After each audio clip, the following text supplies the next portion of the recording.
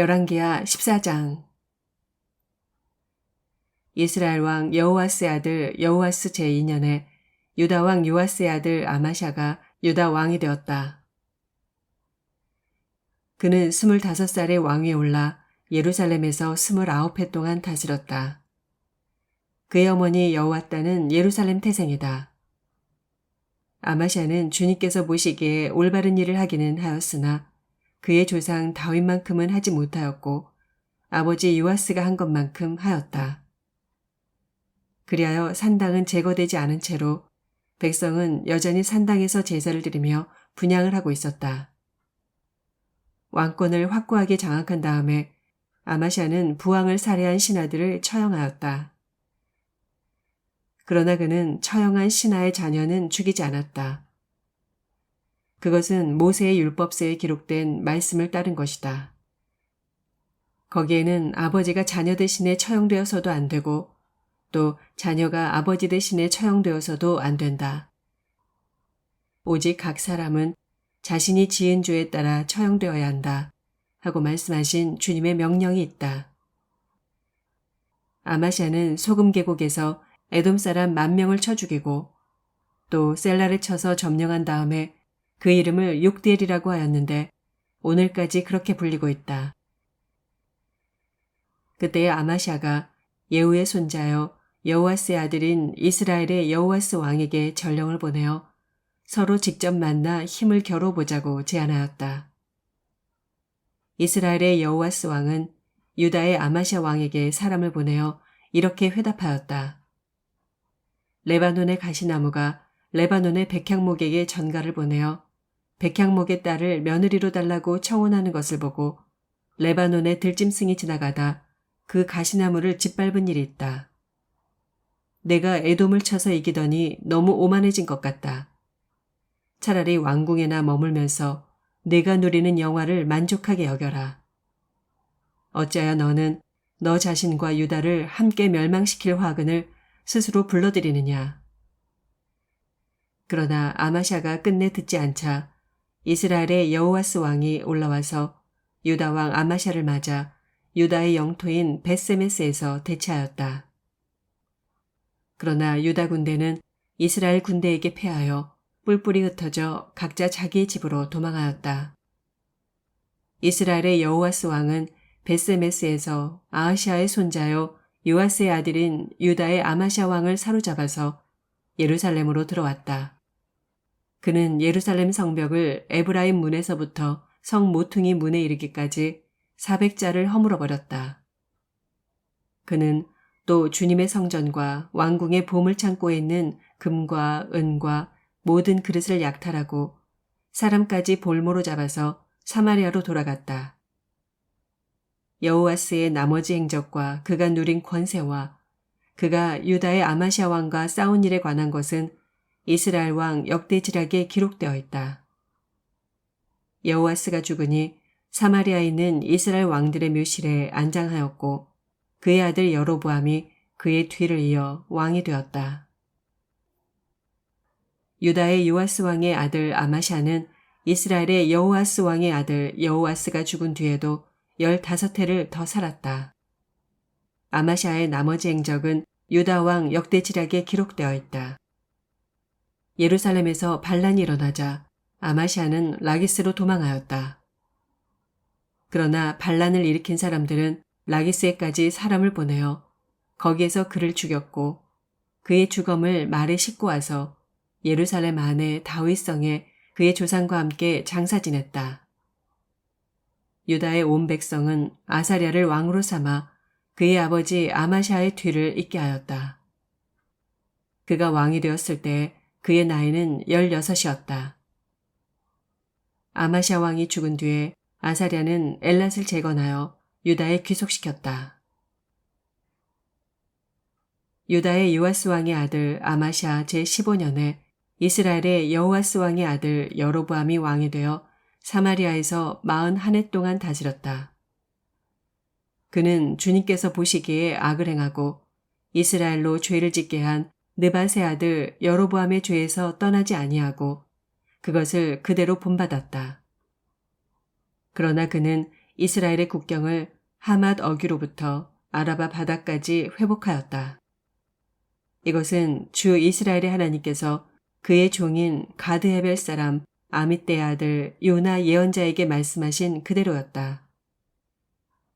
주님께서는 이스라엘의 고난이 너무 심하여 매인 사람이나 자유로운 사람이나 할 것 없이 한 사람도 남아있지 않아 이스라엘을 돕는 사람이라고는 아무도 없는 것을 보셨다.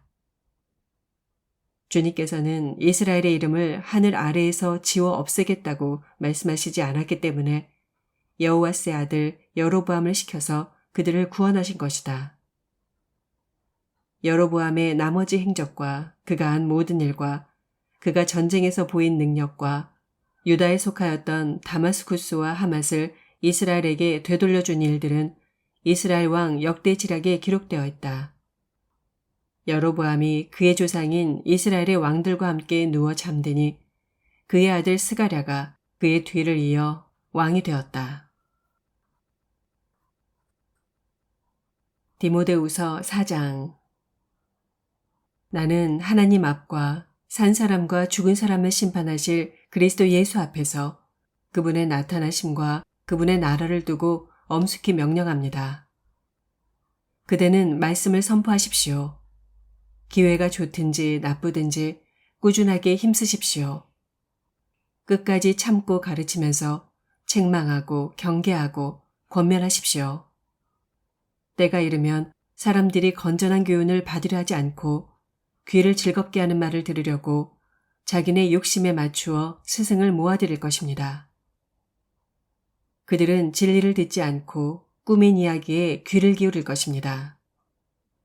그러나 그대는 모든 일에 정신을 차려서 고난을 참으며 전도자의 일을 하며 그대의 직무를 완수하십시오.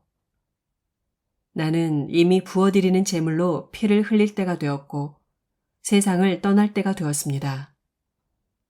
나는 선한 싸움을 다 싸우고 달려갈 길을 마치고 믿음을 지켰습니다. 이제는 나를 위하여 의의 면류관이 마련되어 있으므로 의로운 재판장이신 주님께서 그날에 그것을 나에게 주실 것이며 나에게만이 아니라 주님께서 나타나시기를 사모하는 모든 사람에게도 주실 것입니다. 그대는 속히 나에게로 오십시오. 데마는 이 세상을 사랑해서 나를 버리고 데살로니가로 가고 그레스게는 갈라디아로 가고 디도는 달마디아로 가고 누가만 나와 함께 있습니다. 그대가 올 때에 마가를 데리고 오십시오. 그 사람은 나의 일에 요긴한 사람입니다. 나는 두기고를 에베소로 보냈습니다. 그대가 올 때에 내가 드로아에 있는 가보의 집에 두고 온 외투를 가져오고 또 책들은 특히 양피지에 쓴 것들을 가져오십시오. 구리세공 알렉산더가 나에게 해를 많이 입혔습니다. 주님께서 그의 행위대로 그에게 갚으실 것입니다. 그대도 경계하십시오. 그가 우리 말에 몹시 반대하였습니다. 내가 처음 나를 변론할 때 내 편에 서서 나를 도와준 사람은 한 사람도 없습니다. 모두 나를 버리고 떠났습니다. 그러나 그들에게 허물이 돌아가지 않기를 빕니다. 주님께서 내 곁에 서셔서 나에게 힘을 주셨습니다. 그것은 나를 통하여 전도의 말씀이 완전히 전파되게 하시고 모든 이방 사람이 그것을 들을 수 있게 하시려는 것입니다. 주님께서 나를 사자의 입에서 건져내셨습니다.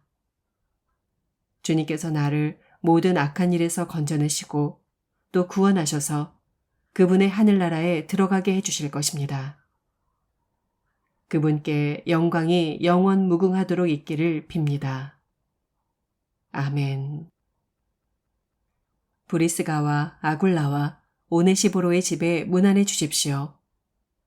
에라스도는 고린도에 머물러 있고 드로비모는 앓고 있으므로 밀레도에 남겨두었습니다. 그대는 겨울이 되기 전에 서둘러 오십시오. 으블로와 푸데와 리노와 글라우디아와 모든 신도가 그대에게 문안합니다. 주님께서 그대의 영과 함께 하시기를 빌며 주님의 은혜가 여러분과 함께 있기를 빕니다. 호세아서 7장. 내가 이스라엘을 치료하여 주고자 할 때마다 에브라임이 지은 범죄가 드러나고 사마리아가 저지른 죄악이 드러난다. 서로 속이고 안으로 들어가서 도둑질하고 밖으로 나가서 떼지어 약탈한다. 내가 그들의 죄악을 모두 기억하고 있다는 것은 그들이 전혀 마음에 두지도 않는다. 이제는 그들이 저지른 모든 잘못이 그들을 애워싸고 바로 내 눈앞에 있으니 내가 안 볼 수 없다. 왕을 갈아치울 자들이 악한 음모를 품고서도 겉으로는 왕을 기쁘게 하며 온갖 기만으로 대신들을 속여 즐겁게 한다. 그들은 성욕이 달아오른 자들이다. 그들은 화덕처럼 달아있다. 빵 굽는 이가 가루를 반죽해 놓고서 반죽이 발효될 때를 제외하고는 늘 달구어 놓은 화덕과 같다. 드디어 우리 왕의 잔칫날이 되면 대신들은 술에 만취되어 골아 떨어지고 왕은 거만한 무리들과 손을 잡는다. 새 왕을 세우려는 자들의 마음은 빵 굽는 화덕처럼 달아오르고 그들은 음모를 품고 왕에게 접근한다. 밤새 그들의 열정을 부풀리고 있다가 아침에 맹렬하게 불꽃을 피워 올린다. 그들은 모두 빵 굽는 화덕처럼 뜨거워져서 그들의 통치자들을 죽인다. 이렇게 왕들이 하나하나 죽어가는데도 어느 누구도 나 주에게 호소하지 않는다. 에브라임은 다른 민족들 속에 섞여서 튀기가 되었다. 에브라임은 뒤집지 않고 구워서 한쪽만 익은 빵처럼 되었다. 온갖 외세가 국력을 삼키는데도 에브라임은 그것을 깨닫지 못하고 죽을 날이 얼마 남지 않은 것도 깨닫지 못한다. 이스라엘의 교만이 이스라엘에게 불리하게 증언한다. 이 모든 일을 겪고도 주 하나님에게로 돌아오지 않는다. 나를 찾지도 않는다. 에브라임은 어리석고 줏대 없는 비둘기이다. 이집트를 보고 도와달라고 호소하더니 어느새 아시리아에게 달려간다. 내가 그들이 가는 곳에 그물을 던져서 하늘에 나는 새를 잡듯 그들을 모조리 낚아챌 것이다. 그들이 저지른 죄악 그대로 내가 그들을 징계하겠다. 나를 떠나서 그릇된 길로 간 자들은 반드시 망한다. 나를 거역한 자들은 패망할 것이다. 건져주고 싶어도 나에게 하는 말마다 거짓말투성이다. 그들이 나에게 부르짖으나 거기에 진실이 없다. 오히려 침상에 엎드려 통곡한다. 곡식과 포도주를 달라고 빌 때에도 몸을 찢어 상처를 내면서 빌고 있으니 이것은 나를 거역하는 짓이다. 그들의 두 팔을 힘있게 기른 것은 나였지만 그들은 나를 해치려고 음모를 꾸몄다. 허망한 것에 정신이 팔린 자들, 느슨하게 풀어진 활처럼 쓸모없는 자들, 대신들은 함부로 혀를 놀렸으니 모두 칼에 찔려 죽을 것이다. 이것이 이집트 땅에서 조롱거리가 될 것이다. 시편 120편. 내가 고난을 받을 때 주님께 부르짖었더니 주님께서 나에게 응답하여 주셨다. 주님, 사기꾼들과 기만자들에게서 내 생명을 구하여 주십시오. 너희 사기꾼들아, 하나님이 너희에게 어떻게 하시겠느냐? 주님이 너희를 어떻게 벌하시겠느냐? 용사의 날카로운 화살과 쌀이나무 숯불로 벌하실 것이다. 괴롭구나. 너희와 함께 사는 것이 매색 사람의 손에서 나그네로 사는 것이나 다름없구나. 게달 사람의 천막에서 더부살이 하는 것이나 다름없구나.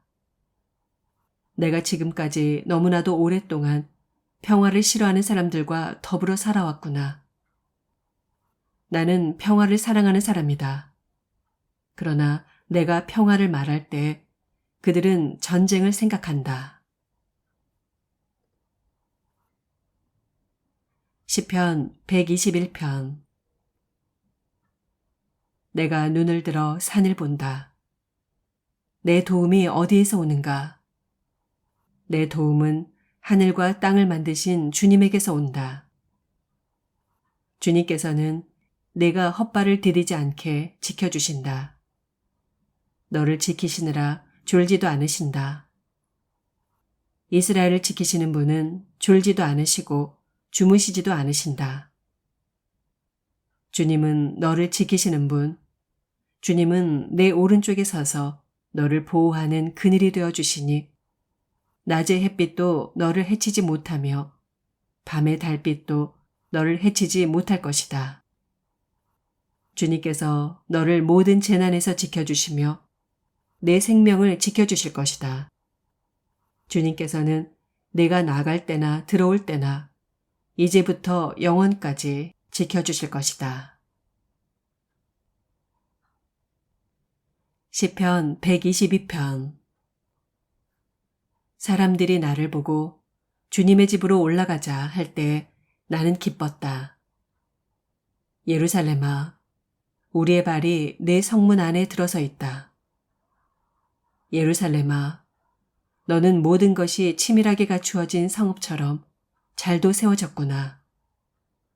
모든 지파들, 주님의 지파들이 주님의 이름을 찬양하려고 이스라엘의 전례에 따라 그리로 올라가는구나. 거기에 다스리는 보좌가 놓여 있으니 다윗 가문의 보좌로구나. 예루살렘에 평화가 깃들도록 기도하여라. 예루살렘아, 너를 사랑하는 사람들에게 평화가 있기를, 내 성벽 안에 평화가 깃들기를, 내 궁궐 안에 평화가 깃들기를 빈다 하여라.